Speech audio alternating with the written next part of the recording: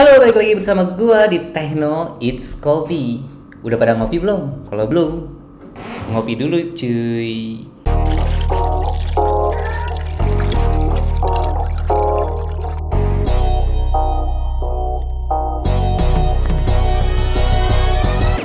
Oke, pada video kali ini gua bakal melanjutkan video tutorial tentang WordPress. Setelah sebelumnya nih, kita sudah membuat blog WordPress dari benar-benar mulai menyewa hosting domain sampai kita sudah menjadikannya online. Nah, kalau teman-teman belum nonton videonya bisa langsung klik aja di sini ya, video-videonya yang sebelumnya sudah dipublish, dan di sini kita akan lebih mengenal tentang dashboard dari menu-menu dashboard dari WordPress itu sendiri. Jadi sebelum teman-teman mulai ngeblog nih, kita bakal perkenalan dulu dashboardnya atau menu-menunya itu fungsinya apa aja di WordPress ini.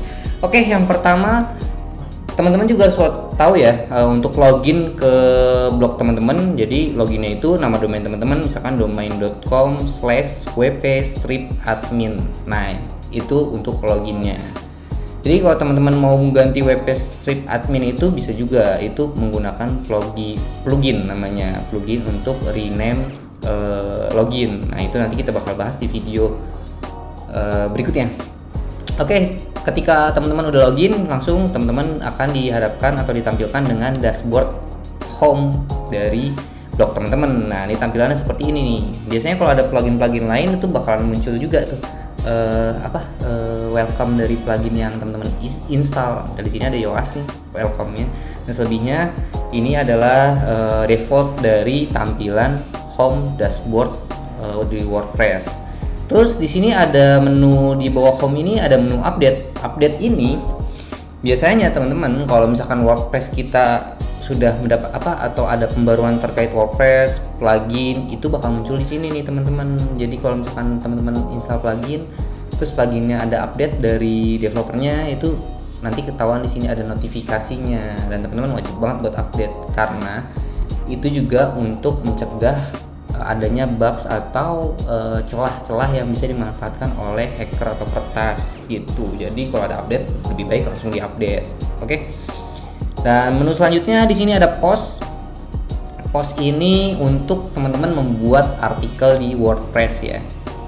Jadi di post ini teman-teman bisa buat artikel atau menambahkan artikel atau artikel yang sudah dipublish, ini tayang di sini. Terus di bawahnya ada kategori, teman-teman bisa nambahin kategori di sini juga, terus nambahin tag juga di sini. Tapi teman-teman juga bisa nambahin ketika membuat artikelnya. Kita buka dulu nih kalau mau buat artikel, add new. Nah, di sini teman-teman bisa membuat artikelnya. Di sini ada judulnya, di sini ada untuk paragrafnya. Nih kalau mau ganti paragraf tinggal di enter aja ke bawah dia. Nah, kalau teman-teman mau menambahkan gambar nih ada tanda plus di sini, itu langsung bisa diklik. Terus ada image, ada banyak banget pilihannya. Di sebelah kiri munculnya tuh kalau kita klik plusnya muncul di sini.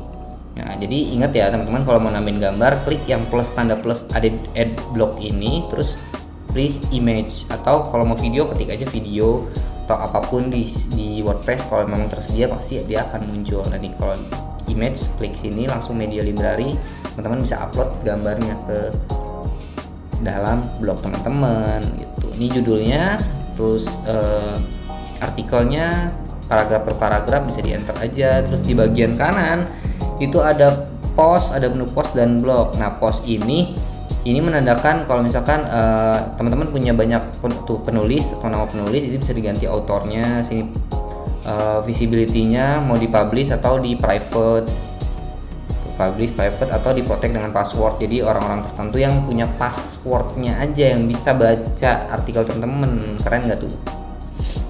Nah, di sini publishnya mau di schedule, mau tanggal berapa bisa di sini diatur tanggalnya. Nah, di bawah ini ada template default, blank atau single post. Nah, di sini biasanya pakai default aja. Terus di bawah ini ada plugin Yoast. Plugin Yoast itu berfungsi untuk membantu kita membuat artikelnya lebih SEO, lebih SEO friendly. Kayak misalkan target-target kata kunci yang harus disertakan di dalam artikel. Itu nanti kita kupas plugin Yoast di video terpisah ya. Di sini di bawah sini ada permaling. Permaling itu kayak yang kemarin gue tunjukin, nanti kita juga bakal ngedit permalingnya. Permalingnya seperti ini, tapi kalau misalnya kita tambahin judulnya, kita save, nah permalingnya akan berubah, dia jadi contoh artikel, karena ini gue setting langsung ke judul artikel permalingnya, sampel post kalau nggak salah ya. Jadi ini permaling juga harus diperhatikan. Buat permaling semudah mungkin, kan biasanya permaling ada domain, terus folder tanggal atau kategori, baru judul post. Nah, gue lebih suka yang langsung judul post karena itu lebih ringkas gitu, mempermudah orang juga menghafal permalin tersebut. Dan itu juga salah satu tips agar blog kita lebih SEO friendly, search engine optimalisasi lebih friendly gitu.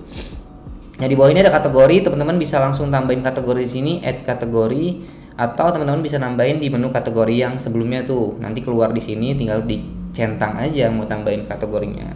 Untuk teksnya juga sama, teksnya teman-teman bisa langsung tambahin di sini. Nah, di sini fitur image teman-teman wajib banget nih. Tapi nggak semua template dari WordPress itu support fitur image ya. Paling enggak nih teman-teman harus masukin set fitur image. Ini biasanya yang muncul di bagian depan halaman homepage, gambar-gambar artikel kita. Nah, itu nggak apa-apa, di setting aja. Jadi sewaktu-waktu teman-teman ganti template yang premium atau yang berbayar yang membutuhkan fitur image, teman-teman nggak masukin secara satu persatu, nggak masukin secara manual satu persatu. Jadi udah ada gitu. Dan di sini expert ini apa sih ya bacaannya? Aduh, ya ini opsional aja sih. Ini memperingkas tampilan di halaman homepage dari artikel teman-teman. Dia ada bagian-bagian penting yang mau ditampilin di bagian homepage blog teman-teman gitu. Terus di sini discussion. Nah, ini teman-teman artikelnya mau dibuka untuk visitor berkomentar atau enggak, itu teman-teman bisa atur di sini. Nah, ini light speed, disable chat ini nggak usah, ikutin aja ini karena dari plugin light speednya. Ini untuk mempercepat akses blog juga, ini salah satunya light speed ini. Oke, di bagian itu terus ada blog juga. Blog ini tergantung, kalau misalkan kita tambahin image, tambahin gambar, dan tambahin gambar ya. Kita tambahin gambar, kita tempel gambarnya.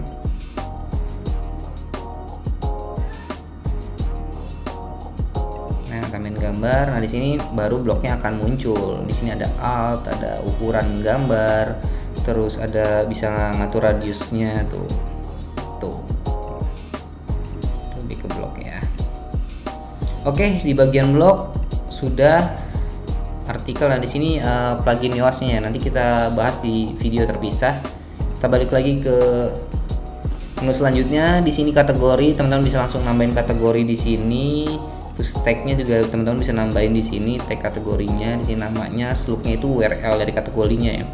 Ditambahin misalkan di sini adalah pengetahuan, slugnya pengetahuan, deskripsi bisa ditambahin bisa enggak. Nah, nanti langsung muncul di pengetahuan ini. Oke, lanjut ke media. Nah, ini media ini tempat foto dan video yang teman-teman sudah upload di artikel ataupun langsung dari media. Nah, ini foto yang tadi gue udah upload ya, dia masuk langsung di bagian media, jadi kumpulan foto-foto yang sudah di-upload.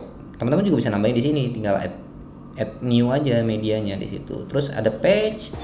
Page ini biasanya digunakan untuk membuat halaman khusus kayak privacy policy atau syarat ketentuan atau tentang blog teman-teman atau tentang teman-teman sendiri. Lebih bio gitu, lebih ke single page sama aja sih kayak post, cuman ini lebih strukturnya lebih langsung, nggak ada kategori atau nggak ada pengkategorian, nggak ada tagkan gitu, langsung. Terus di bawahnya itu komen, jadi kalau ada yang berkomentar di blog teman-teman itu bakal muncul di sini. Jadi teman-teman bisa approve atau anggap itu sebagai spam atau langsung dibuang tempat sampah. Nah, di bagian sini adalah user dari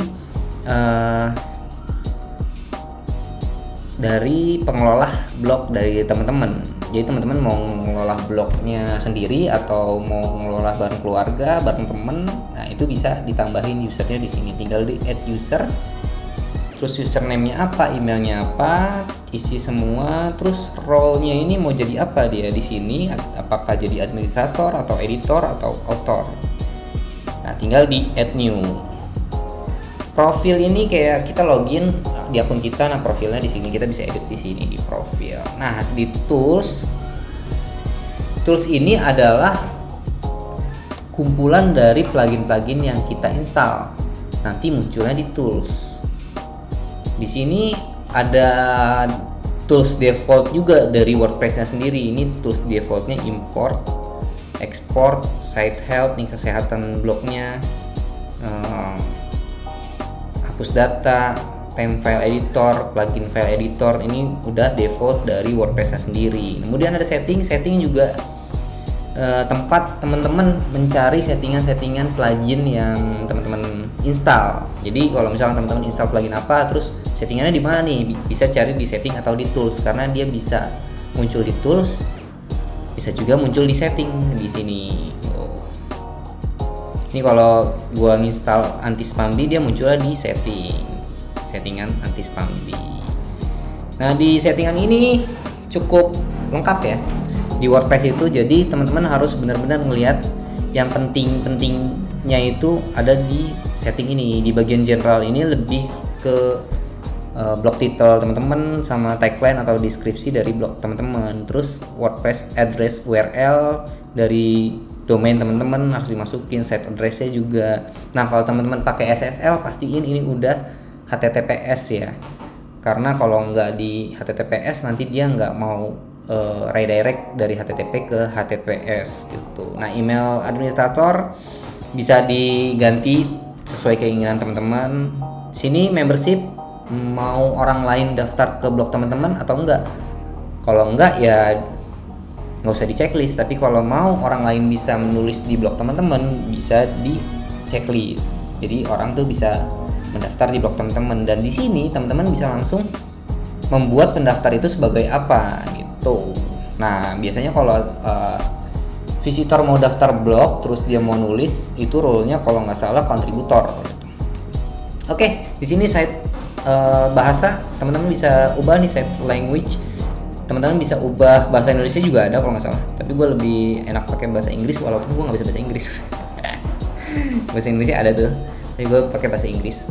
Nah, time zone-nya itu bisa diubah ke time zone kita, time zone Jakarta kalau nggak salah plus 7 ya. Coba time zone Jakarta,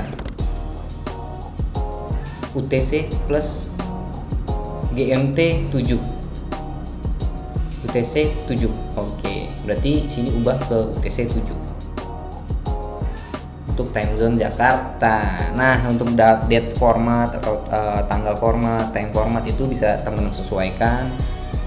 Harinya start dari hari apa itu teman-teman bisa sesuaikan, mau abnormal atau hari Jumat startnya, bebas aja. Oke.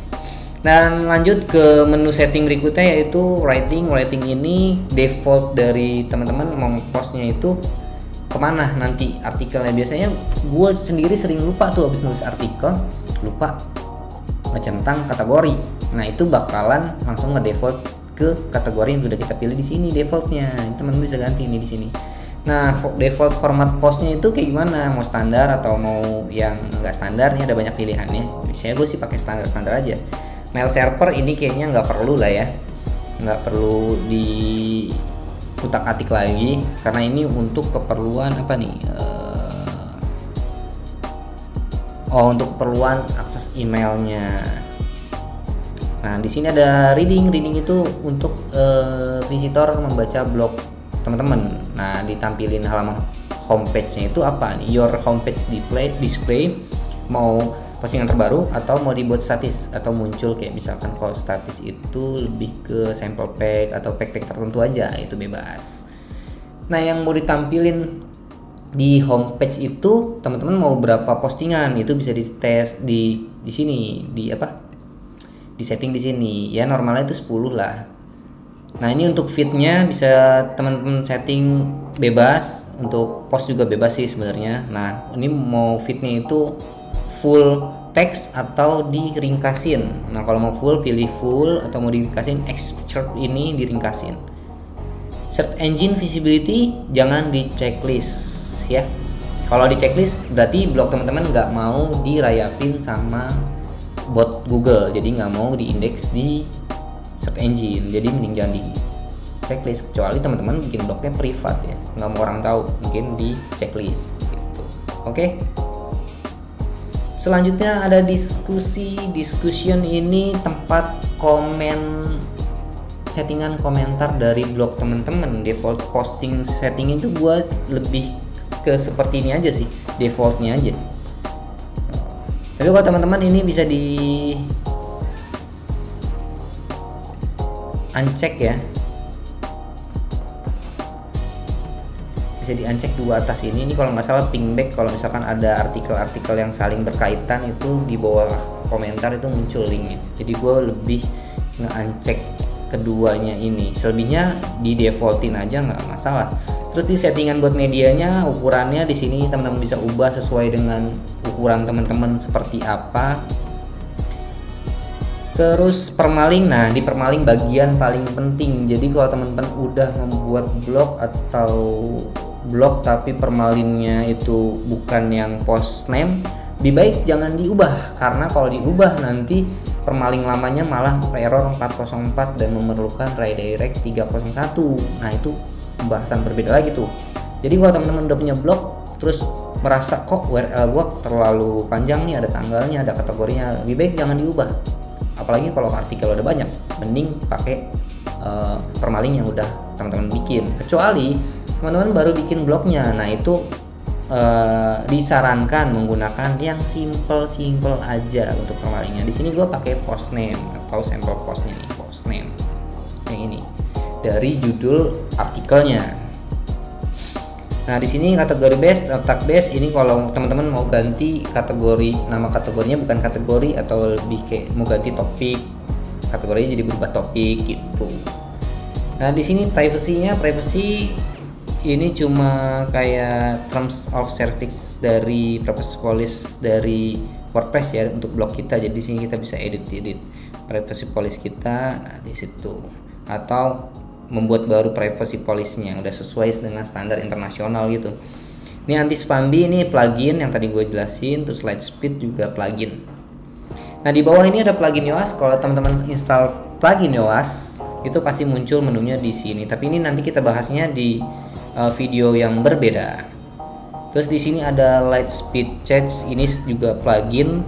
Jadi kalau teman-teman install pasti muncul di sini. Dan settingannya juga bakal kita buat di video yang berbeda.